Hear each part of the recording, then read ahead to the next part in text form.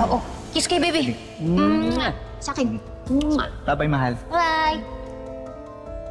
Carla, alam mo tama si nanay eh. Maghiwalay na lang tayo para sa ikabubuti natin. Lumayas kang pala mo nila, ha? Dali mo yung mga damit ng basahan at huwag ka na magpapakita sa anak ko kahit kailan. Yung boss mo, mayaman. Patay na patay sa'yo. Mabuti pa, yun na lang ang patulan mo para gumanda naman ang buhay natin at umasenso ka. At pati na rin ako. Are you sure you want her to be Bianca si Yaya? Why not? Bakit? Kilala mo ba siya?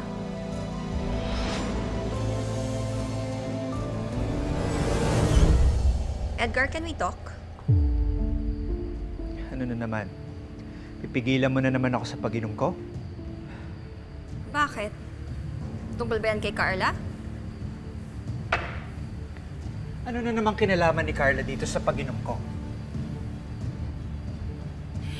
Akala mo ba hindi ko napapansin? Simula nang pumunta tayo sa restaurant niya, you seem bothered or worried about something or someone. Umamin ka nga sa akin, si Carla ba ang tunay na nanay ni Bianca?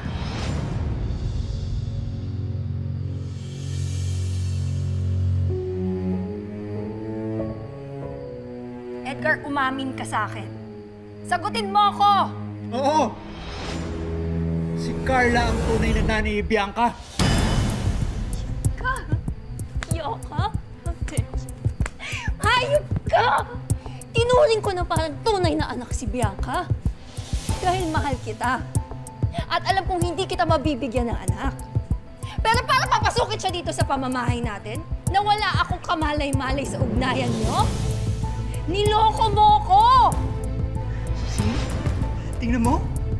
Overreacting ka. Kaya hindi ko sinabi sa'yo. Hayop ka, manloloko ka! Kaya pala alam niya na dinakdakan ng paborito mong pagkain. Ano? Mahal mo pa rin ba siya? Hindi pa ba sapat yung ginawa ko? Hindi pa ba sapat na pinili kita at iniwan ko siya kahit buntis na siya? Hindi pa ba sapat ng lahat yon? Hindi. Dahil niloko mo ako, hayop ka! Manloloko ka, hayop ka! Hayop Tigil ka na! Hayop Tigil ka na! ka! Tigil ka na!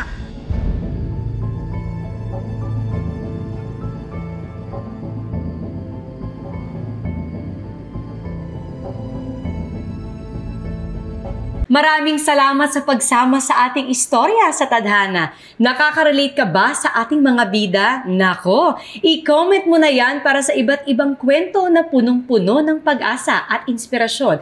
Mag-subscribe na sa GMA Public Affairs at YouTube channel. I-click na rin ang bell button para lagi kang updated sa pinakabagong storya ng Tadhana.